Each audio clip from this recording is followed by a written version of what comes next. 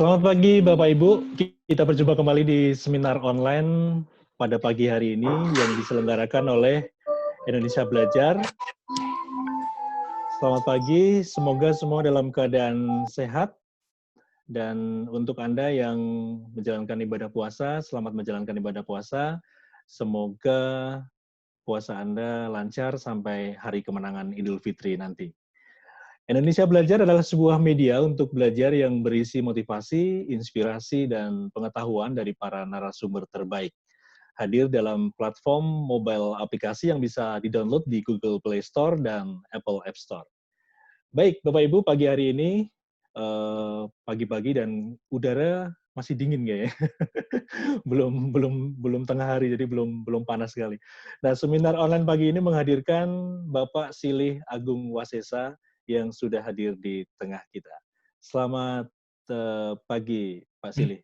Pagi, Mas Dewo.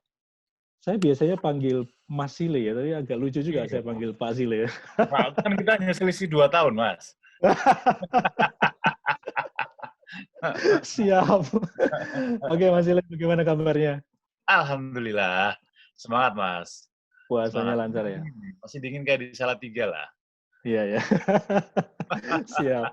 Dan Jakarta sepertinya semakin dingin ya, karena WFH, semua dari rumah, jadi Yes. udara kayak dicuci, jadi bersih gitu ya. Yap. Gunung Salak juga kelihatan ya. Ya, cetol, Mas. Betul ya. Gunung Salak Oke, cetol. baik. Mas Ile, tema pagi ini kita akan bahas mengenai 9 ways brainstorming pasca pandemi. Ya. Ini ada 9 hal berarti ya, 9 jalan gitu ya. Ini Ya. nanti kita akan bahas. Nah, sebelumnya saya akan buka untuk Bapak Ibu yang ingin bertanya. Anda bisa langsung tulis chat di room ini dan nanti saat sesi tanya jawab saya akan bacakan. Dan mungkin nanti Anda juga bisa ingin langsung menyampaikan atau berbincang langsung dengan Mas Ili, bisa aja langsung nanti bisa chat dulu di sini. Nanti saya silakan dibuka mic-nya untuk langsung bicara dengan Mas Ili. Oke? Mas Ili, ini mungkin penjelasan awal dulu. Apa yang Oke. dimaksud dengan 9 ways brainstorming pasca pandemi? Iya. Jadi sebetulnya 9 ways brainstorming itu kan kemudian terjadi semacam ada 9 perubahan mendasar gitu ya. 9 perubahan mendasar yang terjadi pasca COVID. Itu yang akan kita obrolin tuh, Mas. Mungkin juga kenapa kita sebut sebagai brainstorming karena memang perubahannya tuh mendasar banget gitu ya. Ya kayak angin puyuh lah gitu ya. Semuanya kemudian kita mendadak diporak-porandakan dengan COVID gitu. Semuanya arahnya ke sana dan kita dipaksa untuk mau nggak mau dipaksa untuk nggak menggunakan mobil, dipaksa untuk ada di rumah, dipaksa untuk ngajarin anak-anak gitu ya, dipaksa untuk kenal tetangga gitu. Jadi pemaksaan-pemaksaan inilah yang kita sebut sebagai 9 ways brainstorming gitu. Ternyata ada sekitar 9 jalur baru gitu, ada sekitar 9 jalur baru yang menciptakan sebuah kebutuhan baru dan saya pikir saatnya sih kita bilang bahwa ini sebuah kesempatan gitu loh. Jadi udahlah kita nggak usah bilang bahwa ini adalah krisis gitu ya, bahwa kita harus nunggu, kayaknya kita udah nggak bisa di situ lagi. Jadi sekarang ini saatnya kita harus menempuh jalan itu, nggak ada pilihan lain gitu. Nah, kita ngobrolin jalannya apa aja gitu dan sebagai business owner atau sebagai brand manager, apa yang bisa kita lakukan dengan situasi yang berkembang. Itu yang akan kita bahas, Mas. Iya. Jadi komplit nih ya, hari ini kita akan ngomongin masalah 9 jalan ini. Bagaimana ini menjadi new business era ya? Atau gimana? Benar. Ya, mau nggak mau ini jadi new business era gitu. Jadi new business era di mana kita berkembang sebagai yaitu kalau mau survive, kalau mau semakin besar ya kita harus lewati jalan itu. Basisnya gitu. Nah, jadi kalau dari sana kemudian kita baru tahu tuh jalan-jalan apa yang harus kita lewatin. Nah, itu yang akan kita bahas. Cuma ada 9 dan masing-masing jalan tuh kan banyak cabangnya tuh, Mas. Iya. Kita lihat kalau hari ini selesai 9 ya oke gitu. Kalau enggak ya kita coba satu-satu aja dulu. Dan Tuh. ini memang kita tadi Mas Ili bilang bahwa ini dipaksa ya, kita dipaksa harus bekerja Ya. di rumah, dipaksa harus semuanya aktivitas dari rumah ya. Bahkan Ya. saat ini pun kita seminarnya online gitu ya, dipaksa.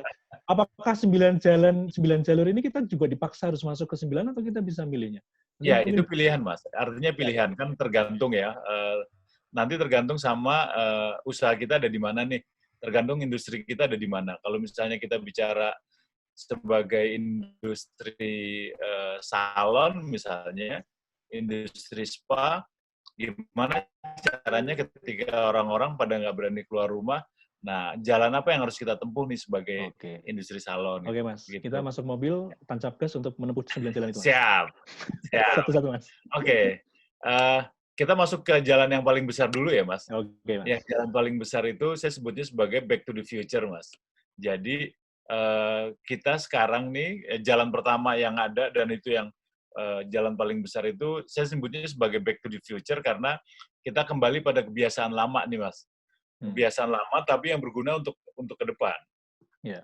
Nah, buat pemirsa yang usianya sudah 45 ke atas gitu, kalau di Jakarta itu adalah kelompok usia yang nggak boleh kemana-mana. Jadi ada peraturan baru, 45 tahun ke bawah boleh jalan-jalan gitu, 45 tahun ke atas harus di rumah. Nah ini kita lihat, kita coba kembali ke kehidupan lama gitu ya, yang itu akan jadi masa depan kita. Jadi yang pertama kan kita sekarang mulai kembali pada alam. Kembali pada alam, kita lebih suka mengkonsumsi buah-buahan, kita lebih suka mengkonsumsi rempah daripada obat-obatan gitu ya. Jadi untuk ketahanan tubuh itu justru kemudian kita mau nggak mau kembali pada situasi di mana kita suka dengan alam. Dan karena kita nggak pernah beraktivitas dengan kendaraan, sekarang tadi kayak Mas Dewo bilang, Jakarta tuh bersih banget nih. Gunung Salak bisa kelihatan. Udara pagi tuh segar gitu ya kalau misalnya mau keluar rumah. Jadi ini yang dari Back to the Future, Mas. Terus seperti zaman dulu juga itu kemudian kita sekarang kalau mau masuk rumah itu diminta untuk cuci tangan. Kemudian cuci muka gitu ya, biar begitu masuk ke rumah itu udah steril. Nah, itu kan kebiasaan dulu juga. Bahkan kalau saya kecil tuh Mas dulu di depan rumah itu ada gentong. Ada gentong gitu, kemudian di gentong itu ada gelas di sampingnya, kemudian ada gayung, tapi gayungnya gayung panjang gitu.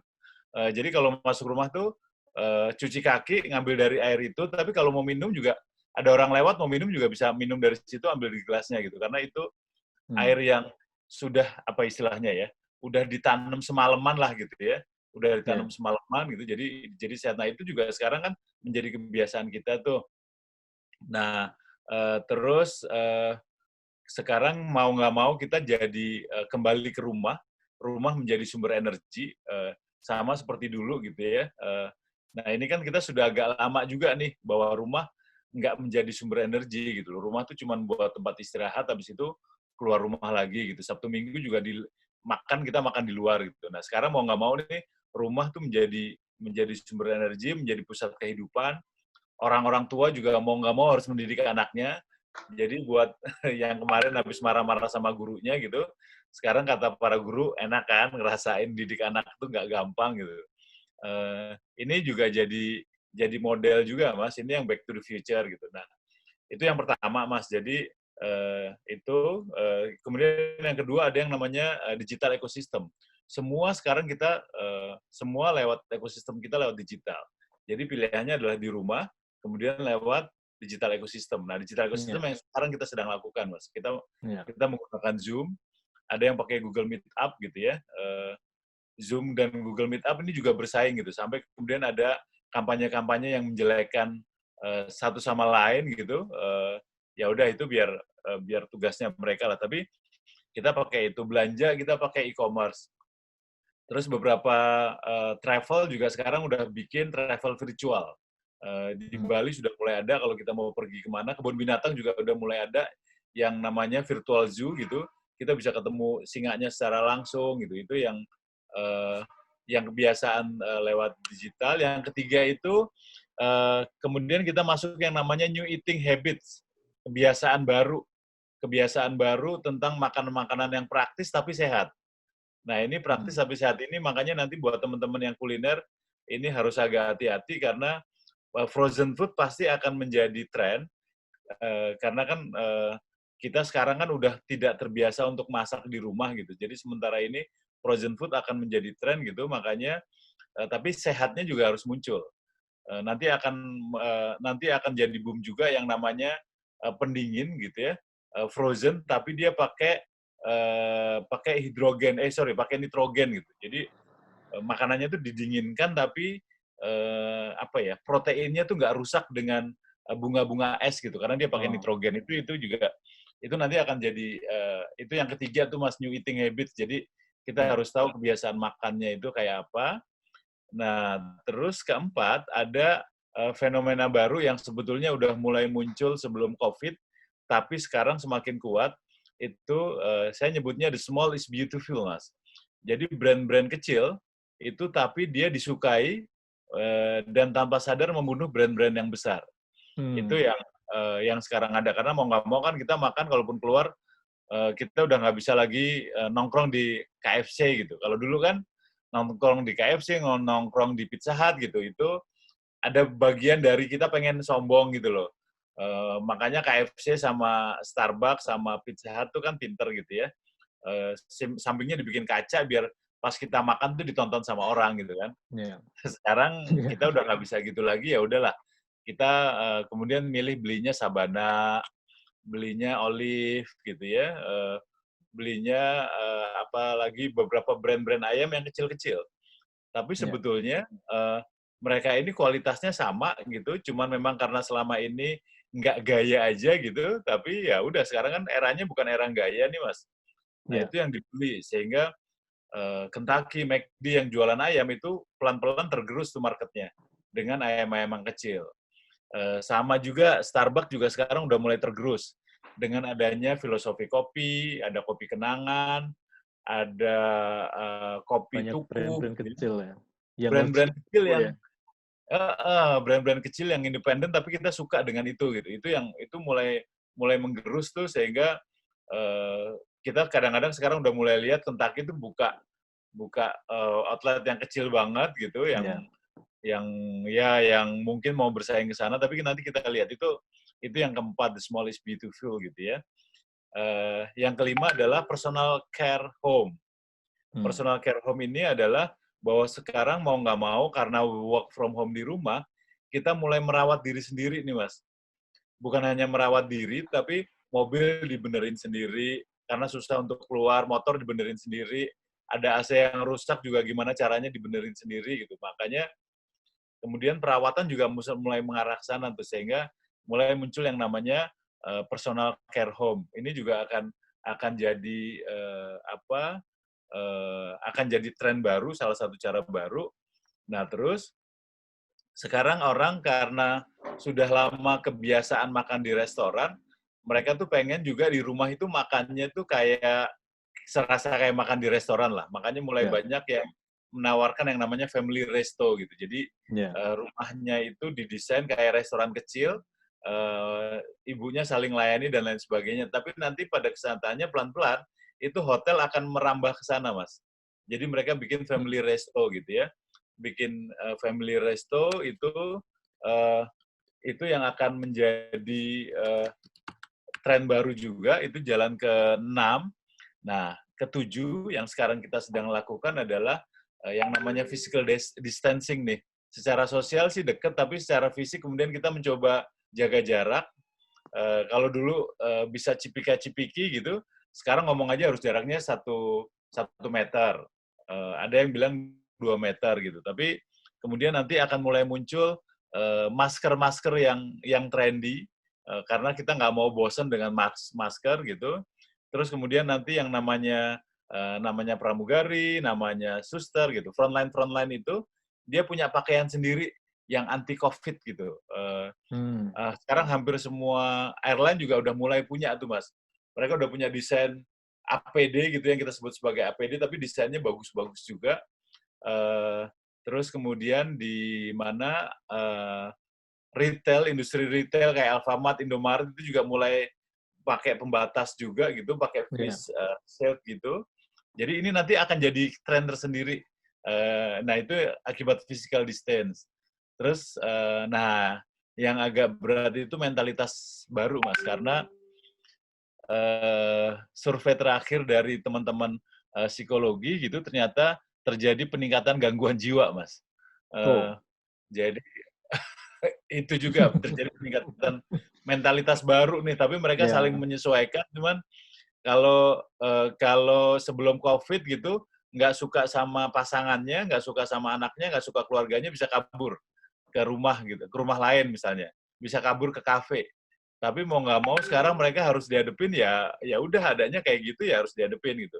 Nah ini menimbulkan stres yang kemudian mereka coping, memperbarui diri dengan stres. Makanya ini nanti akan ada konsultan-konsultan baru gitu yang berkaitan dengan mentalitas tadi yang ketakutan. Terus sama yang terakhir Mas, itu yang namanya kelompok grup-grup kecil. Grup-grup kecil yang dia percaya dengan udahlah pokoknya kita percaya dengan kalian, oke kita jalan bareng dan lain sebagainya gitu. Jadi ini meninggalkan yang namanya komunitas. Kalau tadinya komunitas bersepeda gitu, semua orang welcome untuk menjadi anggota komunitas itu. Nah, sekarang udah agak berbeda nih. Dan mungkin kita kembali dari grup family ini Mas nanti kembali pada kebiasaan dulu kalau ada saudara datang ke rumah nginepnya kan dulu di rumah gitu, tapi kan akhir-akhir ini berubah nih. Kalau ada saudara datang ya nginep di kalau dia hotel. mampu, dia di hotel. Ya. Kalau dia nggak mampu, yang tuan rumah akan bukain kamar untuk di hotel gitu. Jadi nanti trennya akan rumah tuh menjadi rumah apa ya namanya, jadi family rumah keluarga besar gitu yang semuanya bisa Iya. muncul. Itu sih Mas ada 9 cara yang kita masing-masing bisa masuk. Terserah mau dari lewat mana nih Mas untuk survive, Ini 9 gitu. jalan besar ya, artinya masih banyak Ah, cabang-cabang tadi Mas Ile sampaikan. masing-masing ada Ya. cabang-cabangnya, Nah, masing-masing ada ya, cabangnya, masing-masing ada itu. cabangnya. Apakah kita akan masuk ke jalan besar satu-satu ini untuk menelusuri jalan-jalan di mana kita bisa belajar mengenai tadi kan Mas beberapa misalnya The Small is Beautiful misalnya. Itu Ya, ya, banyak brand-brand kecil yang bisa yang sedang bertumbuh tapi dengan kondisi seperti ini jadi malah bisa lebih bersaing gitu ya dengan ya, brand-brand besar. Nah, kalau dari misalnya Back to the Future itu apakah semua 9 jalan ini berpengaruh dengan semua bisnis ya Mas ya? Atau ya. spesifikasi, artinya satu bisnis itu, oh ini pas di personal care home atau gimana Mas? Kalau Hmm. kita mau masukin gang-gang kecilnya dari jalan besar ini. Iya, jadi iya benar sih Mas. Jadi memang ada kalau yang Back to the Future itu memang ini terutama jalan yang harus dilalui dalam minimal setahun ke depan, Mas. Hmm. Minimal dalam setahun ke depan karena kan kemungkinan besar COVID ini skalanya itu rata-rata sampai 2021 kalau Amerika bilang mereka akan stay sampai 2022 gitu. Jadi mau nggak mau Back to the Future ini harus dilakukan oleh semua brand kalau mau beraktivitas selama 2 tahun ke depan gitu. Jadi bagaimana kemudian di situ nanti karena semuanya fokusnya di rumah gitu Mas, ya bisnisnya harus bisnis rumahan nih yang mengutamakan keluarga gitu. Misalnya nih, kemudian makanannya sekarang kemudian menjadi makanan rumahan. Orang udah mulai bosen makan, orang Indonesia mulai bosen makanan Meksiko, makanan Jepang gitu, karena mereka sadar bahwa selama ini ketika makan Jepang tuh enaknya ya di restoran yang nuansanya Jepang gitu. Iya. Makan makanan Meksiko ya suasananya Meksiko gitu. Tapi kan sekarang nggak, makanan di rumah dan makanan rumahan. Itu yang kemudian kalau teman kita kulineran, makanya dalam jangka ke 2 tahun ke depan itu kuliner yang akan laku itu adalah makanan rumahan itu sendiri, Mas. Minuman-minuman yang baru tren, boba, kemudian chat time, terus kemudian segala macam gitu, mendadak menjadi hilang, Mas. Karena orang sadar bahwa minum-minuman manis itu akan menurunkan imun tubuh, jadi mereka sekarang minumnya ya air putih yang sehat gitu. Ini salah Iya. satu contoh, Mas. Back to the Future tuh mau nggak mau, terutama orang tua misalnya sebagai pendidik, terutama ibu kan mungkin habis ini akan muncul kursus-kursus online yang latih orang tua untuk mendidik anaknya seperti apa gitu loh. Gitu, Mas. Iya. Jadi banyak hal ya, Mas ya. Banyak hal. Dan Di Back to the Future. mungkin kita bisa gabungin beberapa jalan sekaligus gitu, kita Iya. jalanin bareng untuk survive-nya kita seperti apa gitu. Mhm. Oke. Tuh. Kalau untuk digital ecosystem tadi, kita kan behavior-nya jadi berubah kan. Artinya apa namanya, kita dipaksa untuk menjalani kehidupan yang sekarang ini dengan memanfaatkan digital ecosystem ya. Artinya kita seminar bisa online. Ini kalau dari Mas Sile, ini apakah setelah COVID mungkin kurvanya turun, ini masih ada tren ke sana nggak, Mas? Eh, Untuk ya. bisnis-bisnis yang berkaitan dengan digital ecosystem. Nah, oke. Turun apa enggak sebetulnya tergantung dari pelaku industri sendiri, Mas. Hmm. Katakanlah misalnya kita pelaku industrinya EDC ya, elektronik apa tuh untuk swipe up untuk pembayaran gitu ya. Misalnya kayak gitu, atau bisnis Iya. kita adalah pembayaran online gitu. Ya pasti kan kita harus bikin campaign gimana caranya pembayaran itu udah nggak boleh cash lagi gitu. Sehingga mungkin dari sana mendesak pemerintah untuk bikin kebijakan atau mendesak beberapa brand untuk hanya menerima pembayaran yang sifatnya virtual. Jadi pakai apa e-money misalnya, kemudian pakai GoPay gitu. Itu yang dilakukan, Mas. Jadi bisa jadi seperti itu karena kan sekarang udah mulai muncul nih isu bahwa yang paling banyak persebaran COVID itu adalah dari uang nih, dari uang cash gitu ya, itu paling banyak tuh, Yeah. paling rentan. Jadi mulai ada beberapa brand yang mulai hanya menerima pembayaran digital. Nah itu sih sangat memungkinkan Mas, yang digital ekosistem dalam pembayaran. Dan itu juga sih sebetulnya yang memaksa orang-orang tua Mas, yang usianya di atas 45, yang tadinya nggak peduli dengan gadget gitu, mau nggak mau mereka sekarang harus meeting dengan Zoom gitu, mau nggak mau harus belajar juga Yeah. dengan itu gitu. Jadi ya Yeah. caranya masukin password gitu itu aja masih ya mau nggak mau harus belajar Mas. Yeah. Itu. Sebelum pandemik ini kan kalau kita bicara digital ecosystem tentang misalnya online shop, e-commerce gitu ya, Ya, itu kan udah meningkat memang, ya. ya, Banyak perusahaan-perusahaan yang udah jadi unicorn gitu kan. Nah, kalau ya. kalau menurut Mas Sile dengan kondisi kita di rumah ini, Heeh, heeh. ya, ini semakin meningkatkan brand mereka ya, Mas? Atau Iya, ada Mas. hal-hal lain yang malah menghambat Iya, misalnya? iya. Jadi sebetulnya memang COVID ini kemudian membuat seleksi alam terhadap startup, Mas. Karena Hmm. sebetulnya kalau mau jujur gitu ya, sekarang itu justru banyak startup itu yang hidupnya kemudian menjadi eh, udah sekarat lah gitu ya. Udah sekarat karena bisnis mereka adalah bisnis yang ternyata online itu cuman buat pembayaran misalnya. Online itu cuman buat tools aja gitu. Tapi ekosistemnya belum dibangun. Itu yang terjadi kan, Mas. Kita ngelihat katakanlah misalnya Traveloka gitu udah mem-PHK 50% karyawannya gitu dan 50%-nya dibayar sisanya dibayar 50% misalnya kayak gitu. Ada beberapa lain yang mulai mulai yang seperti itu. Tapi kita ngelihat beberapa e-commerce yang kemudian namanya menjadi naik, terutama e-commerce yang berkaitan sama distribusi. Jadi ini memang kemudian menjadi seleksi alam nih, yang sudah siap dengan digital justru kemudian semakin kuat, tapi yang selama ini masih setengah-setengah gitu, itu menjadi turun. Atau kita juga lihat beberapa startup yang selama ini menggunakan istilahnya membakar uang gitu, uang Ya. investor tuh dihabisin segede-gedenya untuk bangun branding, tapi cash flow-nya masih lemah gitu, ambruk sekarang. Sekarang ambruk. Nah, yang bertahan itu justru brand-brand yang cash flow-nya emang udah kuat, pemasukannya udah ada, sehingga mereka penyesuaiannya nggak terlalu banyak lah. Itu yang terjadi dengan digital ekosistemnya, Mas. Jadi digital ecosystem aja diseleksi dengan alam. Iya, diseleksi dengan alam kan. Dia Kita lihat oh, ada ya beberapa luar biasa. brand gede gitu ya, wah kayaknya duitnya banyak banget gitu, tapi ternyata karena masih bakar duit kan. Kalau sekarang kan Ya. investor nahan duit. Wah, itu udah langsung terjun bebas tuh, Mas. Itu.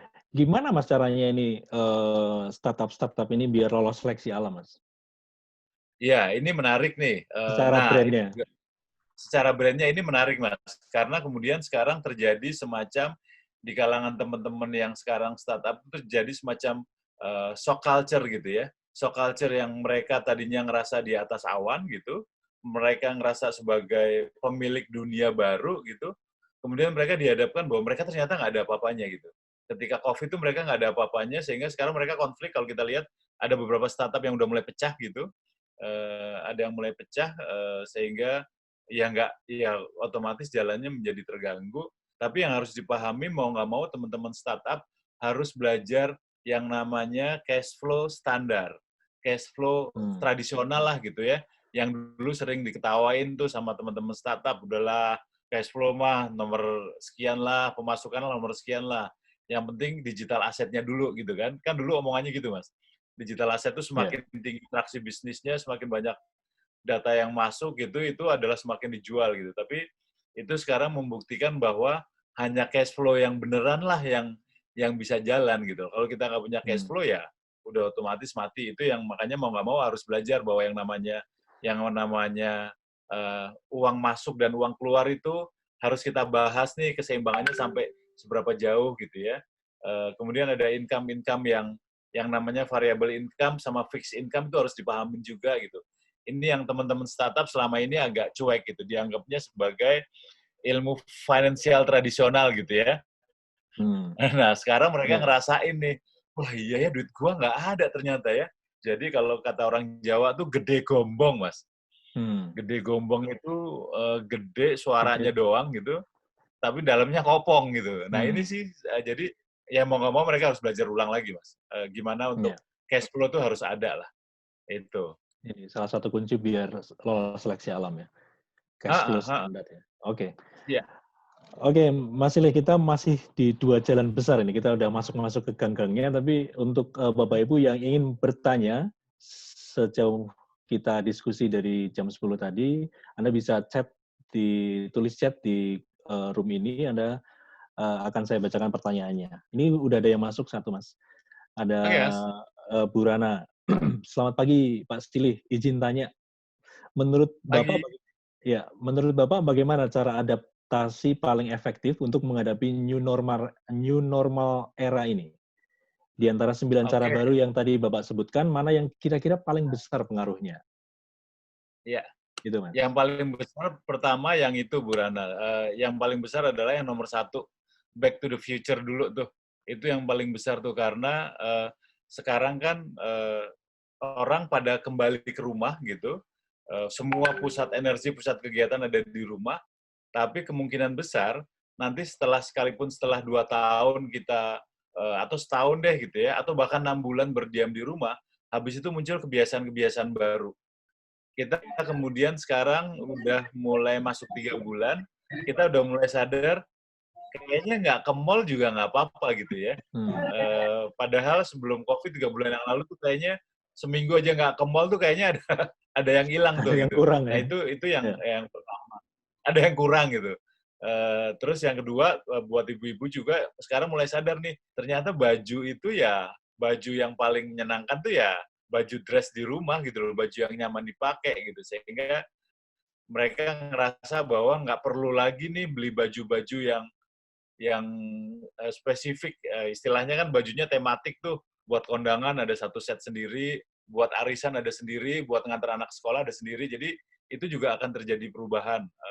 Yang paling penting itu yang harus dipegang tuh back to the future.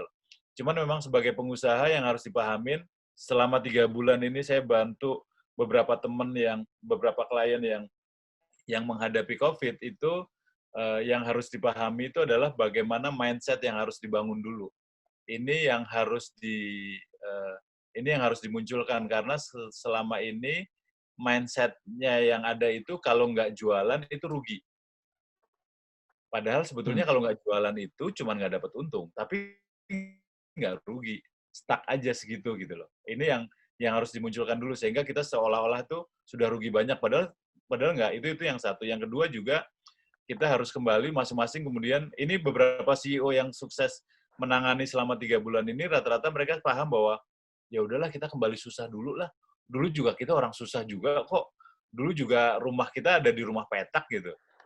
Makannya juga makan seadanya toh kita bisa survive gitu. Nah, sekarang kita kembali ke sana. Jadi bukan merasa dirinya sekarang mengalami kemerosotan gitu, tapi enggak, kita balik ke nol aja dulu nih, balik ke nol, di restart lagi gitu. Nah itu yang paling penting juga tuh, sehingga beberapa brand yang sukses sekarang itu yang pola pikirnya sudah ke sana. Nah yang terakhir, yang ketiga adalah bagaimana kemudian perusahaan-perusahaan ini saling peduli sama saling jaga. Saling peduli sama saling jaga itu mereka berusaha gimana caranya nggak ada PHK di perusahaan mereka gitu, nggak ada PHK di industri mereka gitu, sehingga mereka dengan cepat untuk pivot, semuanya kerja lembur gitu, walaupun dari rumah masing-masing, tapi kemudian mereka menemukan pola-pola baru untuk berbisnisnya. Jadi itu sih kalau kita bicara yang pertama tuh yang paling penting adalah yang back to the future itu, karena nanti sebentar lagi nih makanan keliling juga ada, tapi makanan yang bersih. Makanan keliling yang kayak zaman dulu bakso gitu ya, itu Yeah.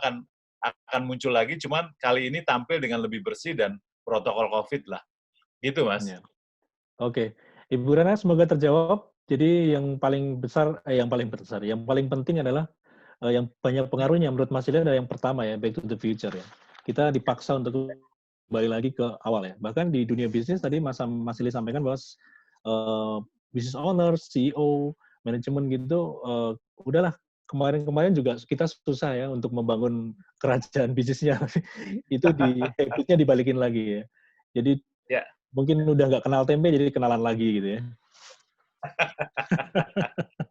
betul, Mas, betul. Oke, Oke. oke Mas.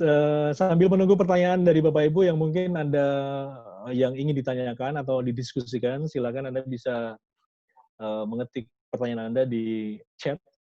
Nanti saya akan bacakan. Sambil itu kita menyusuri jalan yang ketiga nih, yang tadi Mas Sili sempat sampaikan dengan new eating habits. Dikaitkan dengan penjelasan Mas Sili terkait dengan pertanyaan Yes. Ibu Rana, bahwa tukang bakso keliling aja nanti akan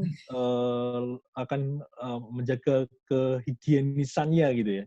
Nah, apakah ada hubungannya dengan new eating habits ini, Mas? Hmm, hmm.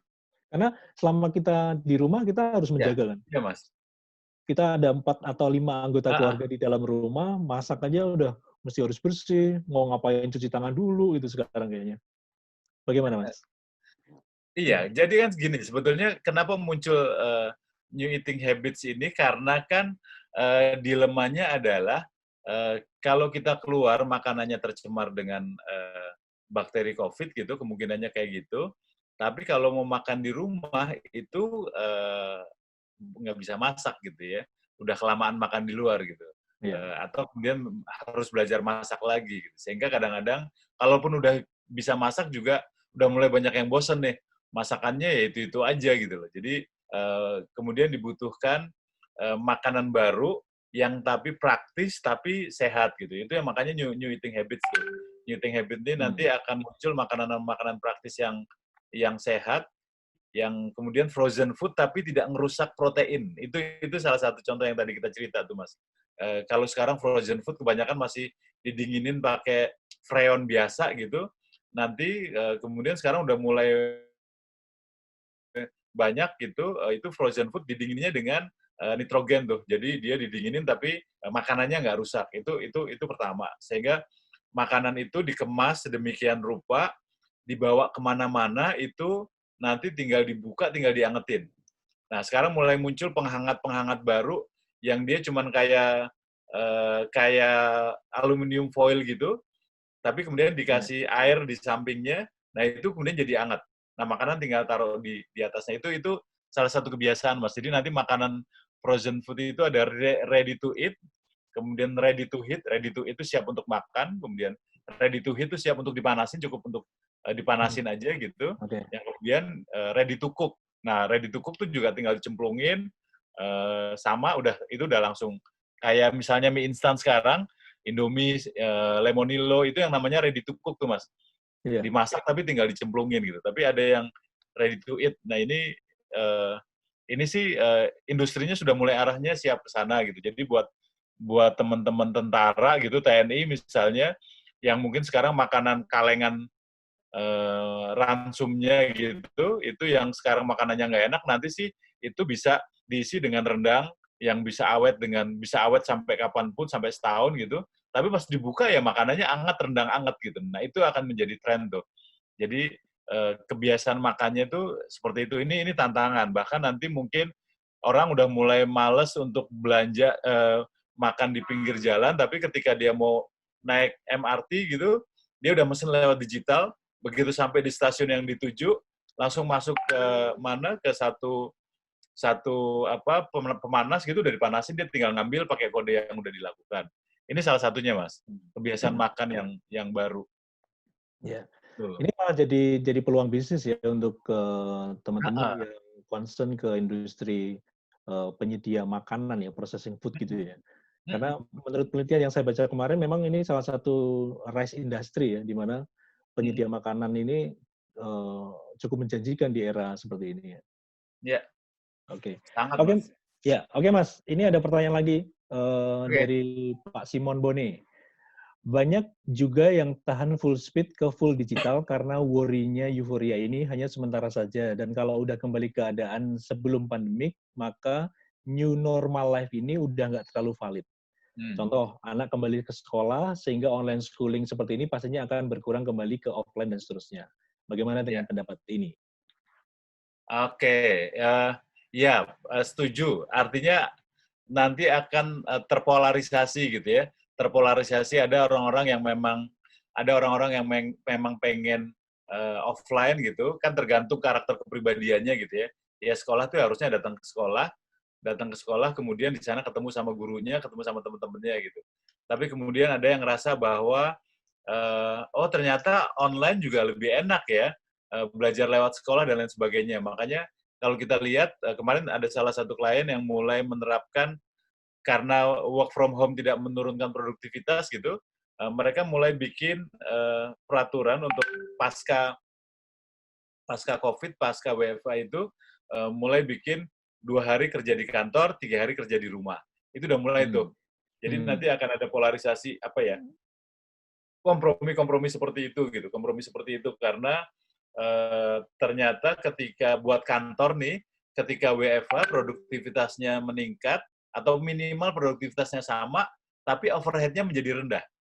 Karena nggak harus bayar listrik buat AC, nggak harus bayar parkir untuk mobil karyawan gitu ya, nggak harus bayar buat nyiapin dapur karyawan dan lain sebagainya, itu menjadi efisien. Nah itu kemudian nanti terjadi semacam kompromi, ini kira-kira seperti apa. Sekolah juga mulai kayak gitu ya. Kelihatan bahwa ada beberapa universitas yang mulai ngelihat, oh, oke, enak juga ya kalau sekolah dari kuliah dari rumah gitu. Ternyata memang lebih efisien, lebih efektif. Anak-anaknya juga jawabannya tuh jawaban ujian kan sekarang lagi ujian akhir semester tuh UAS, jawabannya lebih brilian, lebih bagus dan beragam gitu ya. Nah ini salah satu kompromi yang harus dilakukan.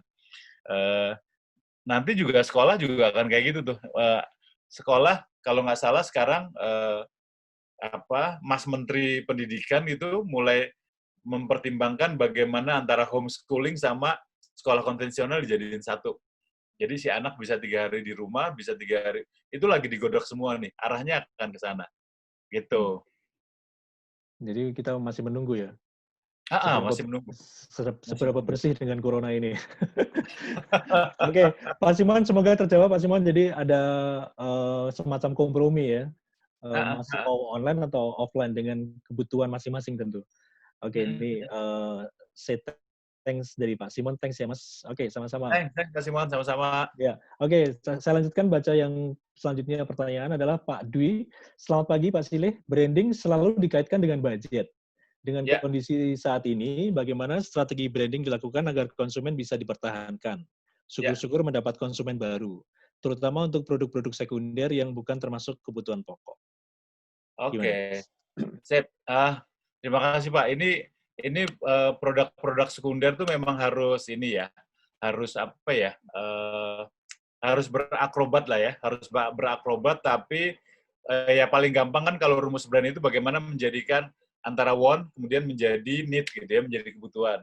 Nah kita lihat nih kira-kira produk kita yang sekunder itu bisa nggak menjadi kebutuhan orang-orang di rumah. Misalnya nih kalau selama ini teman-teman bekerja sebagai bisnisnya adalah bimbingan tes. Kan bimbingan tes itu adalah produk yang jauh dari rumah tuh gitu. Nah gimana caranya kemudian bimbingan tes ini bekerja sebagai produk yang dari rumah dilakukan gitu. Itu salah satu contoh gitu. Atau ada beberapa teman yang sekarang punya salon, mereka udah mulai bikin yang namanya mobile care. Jadi salonnya ini bergerak ke tempat-tempat yang ada di sana gitu. Eh, Minggu kemarin juga saya sama beberapa teman, mereka sedang merencanakan yang namanya rumah sakit keliling gitu, mobile hospital. Tapi di situ hanya berisi beberapa dokter gitu. Cuma nanti datang ke perumahan-perumahan, mereka bikin jadwal yang jelas. Nah, orang-orang yang di perumahan itu juga menjadi lebih enak. Oke, saya mendingan datang ke situ daripada ke rumah sakit khawatir gitu. Dia datang ke situnya, ada dokternya di situ, ada apoteknya di situ, ada penyuluhannya di situ, semuanya bisa langsung jadi satu. Nah ini tinggal dilihat nih tergantung produk apa ya, produk sekundernya kayak apa nih gitu. Itu kan kecantikan tuh bukan sekunder lagi tuh, itu tersier gitu ya. Tapi bagaimana cara menjadikan itu menjadi primer itu yang paling penting dulu pertama Pak. Jadi bagaimana caranya uh, itu yang akan apa ya, produk sekunder kita jadiin dulu, kita jadiin primer. Nah dari sana baru cara deliver ke customer-nya akan seperti apa. Itu Pak Heli. Oke. Oke, Pak Dwi, semoga terjawab dengan Ya. penjelasan Mas Ile ya. Mas Ile, nggak terasa nih udah mau selesai. Iya. 2 menit lagi. Oke, Ya. buat Bapak Ibu kalau ada yang ingin bertanya silakan aja langsung chat, masih ada 2 menit. Mungkin untuk 2 menit kita ini kan tadi kita bahas masih tiga ways ya untuk masuk ke gang-gangnya ini. Masih Ya. ada 6 ways besar ya, 6 jalan besar yang belum kita elaborasi. Betul, betul. Mungkin bisa kita lanjutkan minggu depan ya, Mas ya? Setuju Mas, setuju Mas. Oke. Setuju. Nah untuk closing statement ini, apa yang mungkin dari 9 yang paling penting dari 9 ways brainstorming pada pagi hari ini tuh apa yang kita bisa Iya. ingat-ingat nih, Mas? Oke, sebetulnya yang paling penting sih mungkin ada 3 mendasar ya, yang jalan yang kita lakukan dan bisa untuk apa tuh ya, kita kombinasikan satu sama lain sehingga mudah-mudahan bisnis kita bisa muncul gitu. Yang pertama adalah back to the future, itu karena kita harus kembali pada semuanya, harus kembali pada keluarga. Makanya gimana caranya keluarga ini kita jadiin sebagai target market kita lah. Target market kita sebagai keluarga yang seperti apa, itu yang harus kita sasar. Yang kedua adalah, yang kedua adalah bagaimana mentreatment keluarga itu dengan model digital, dengan digital ecosystem gitu. Mereka bisa kita deketin lewat webinar misalnya, mereka bisa kita deketin lewat Instagram, mereka bisa kita deketin lewat website gitu, yang mereka datang ke website kita atau sebaliknya, kita datang ke mereka. Nah, itu yang kedua, yang digital ecosystem. Yang ketiga adalah bagaimana kemudian kita menjadi lebih kecil bisnisnya, menjadi lebih slim bisnisnya, karena biar kita masuk ke keluarga itu sendiri. Jadi itu yang the small is beautiful tadi. Karena kan kalau kemarin bisnis kita bisa gede karena kan marketnya ada di mall gitu ya, marketnya ada di luar gitu. Tapi kan kali ini yang kita hadapi adalah marketnya keluarga nih, dan ini akan awet. Makanya kemudian the small is beautiful, bahwa yang kecil-kecil ini kemudian nanti akan menjadi kekuatan baru. Jadi tadi satu back to the future, kemudian yang kedua masukinnya digital, dan kemudian menjadi lebih kecil lah, lebih slimmer gitu. Dan di atas itu semua yang lebih penting paradigma kita aja tentang krisis ini yang harus dirubah dulu.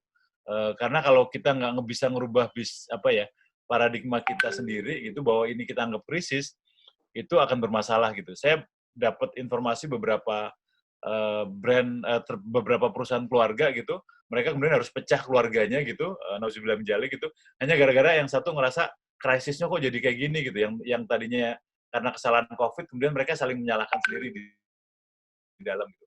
Ini yang paling penting nih. Jadi kita nggak usah berpikir profit dulu gitu, tapi kita berpikir dari nol aja. Bagaimana kemudian kita nggak usah berpikir rugi, semuanya kita awalin dari nol. Kita awalin bisnis ini dengan apa ya? Dengan niat untuk mencari solusi bersama gitu. Mudah-mudahan itu akan lebih survive, Mas. Gitu, Mas. Oke, ya. Luar biasa, Mas Ile. Mas Ile, kita Ya. harus tutup seminar online pagi hari ini. Kita lanjutkan 6 ways berikutnya minggu depan, hari Selasa.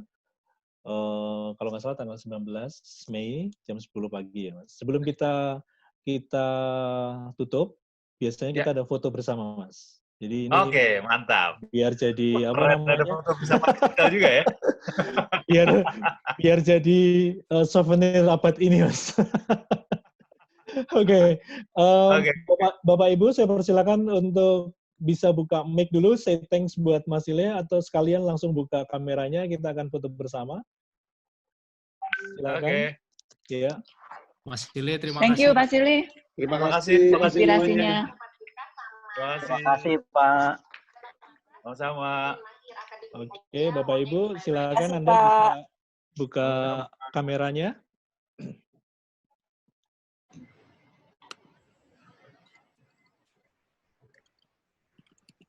Oke, siap.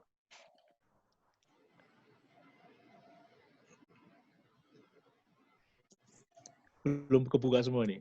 Pak Simon Boni tadi udah kebuka, oh ditutup lagi. Belum buat. Oke.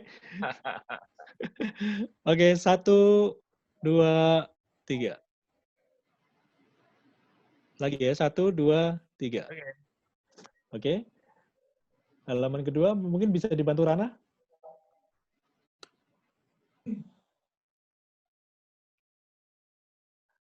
Oke. Lagi. Halaman kedua ya, sekarang ya. 1, 2, 3. Terima kasih Bapak Ibu semuanya yang sudah bergabung. Terima kasih Mas Silih. Terima kasih. Kita ketemu lagi minggu Terima depan. kasih. Selamat menjalankan ibadah puasa. Salam sukses luar biasa.